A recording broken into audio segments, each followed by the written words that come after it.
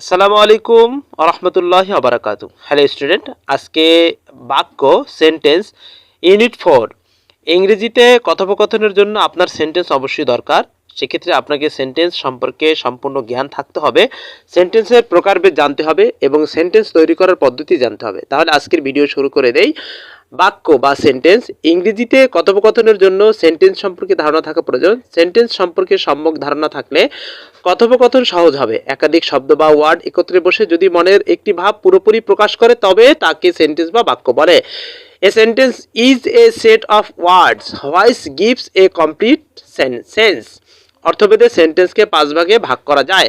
তাহলে এভরিবডি অথবা স্টুডেন্ট, তোমরা ভালো করে খেয়াল করো যে তোমাদের আজকের ক্লাসে আমি যে টপিকটা নিয়ে আলোচনা করতেছি এটা তোমাদের কিন্তু বাক্য গঠনে বা ইংলিশ কথোপকথনের জন্য 100% গুরুত্বপূর্ণ। তাহলে অর্থভেদে সেন্টেন্সকে 5 ভাগে ভাগ করা যায়।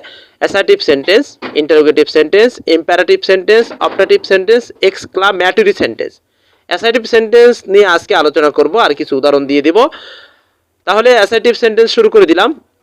অ্যাসার্টিভ সেন্টেন্স নিয়ে প্রথমে আলোচনা করা যাক। যে সেন্টেন্সে কোনো বিবৃতি প্রদান করা হয় তাকে অ্যাসার্টিভ সেন্টেন্স বলে। অর্থাৎ সাধারণভাবে যেসব কথাবার্তা বলা হয় তাকে অ্যাসার্টিভ সেন্টেন্স এর অন্তর্ভুক্ত। অর্থাৎ যদি সাধারণভাবে কোনো কথাবার্তা বলা হয় সেটাকে অ্যাসার্টিভ সেন্টেন্স হিসেবে গণ্য করা হয়। অ্যাসার্টিভ সেন্টেন্স আবার দুই প্রকার। অ্যাফার্মেটিভ সেন্টেন্স যাকে বলা হয় হ্যাবোধক বাক্য, নেগেটিভ সেন্টেন্স যাকে বলা হয় না বোধক বাক্য। কয়েকটি অ্যাসার্টিভ সেন্টেন্স অর্থসহ দেওয়া হলো। কিছু অ্যাসার্টিভ সেন্টেন্স খেয়াল করো। অ্যাসার্টিভ সেন্টেন্সের ভিতরে প্রথম যে প্রকারভেদটা আছে হ্যাবোধক অ্যাফার্মেটিভ সেন্টেন্স।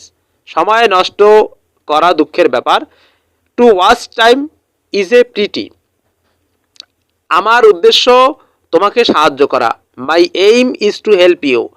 আমি এটা ভেবে দেখব। ইল থিঙ্ক অ্যাবাউট ইট। সে নিশ্চিত যে কাজটি ঠিক হবে। He is certain that the work will be right. তোমার এটা করা উচিত। You should not do this. এখানে তোমাদের অল্প কিছু উদাহরণ আমি দিয়ে দিছি।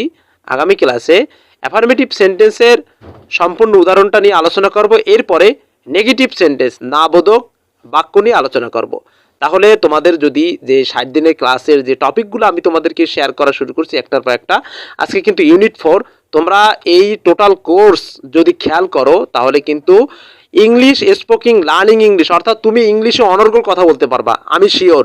তাহলে আজকের ভিডিও এ পর্যন্ত। ধন্যবাদ, ভালো থাকো। আসসালামু আলাইকুম রহমতুল্লাহি ওয়া বারাকাতুহু।